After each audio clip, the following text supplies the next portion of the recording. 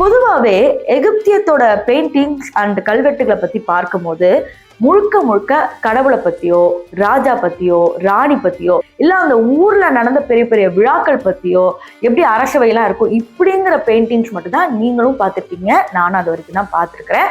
But முதல் முறையா ஒரு பெயிண்டிங் கண்டுபிடிச்சிருக்காங்க. நைல் நதி பக்கத்துல எப்படி இவங்க வியாபாரம் பண்ணாங்க, எப்படி சாதாரண மக்கள் அங்க வாழ்ந்துட்டு வந்தாங்க அப்படிங்கிற ஒரு பெயிண்டிங்கை கண்டுபிடிச்சிருக்காங்க. அதுதான் நீங்க பார்த்துக்கிட்டு இருக்கீங்க. கிட்டத்தட்ட இந்த பெயிண்டிங் 4300 வருஷத்துக்கு முன்னாடி வரையப்பட்டதா ஆர்காலஜிஸ்ட் சொல்றாங்க.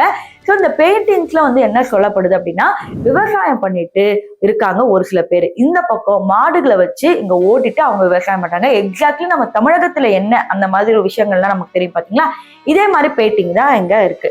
ஸோ இதுல முக்கியமானது பாத்தீங்கன்னா, இந்த இடத்தோட பேரு தஹசூர். தஹசூர் அப்படிங்கிறது இந்த ஊர் அப்படிங்கிறது நம்ம தமிழ்ல தான் இருக்கு.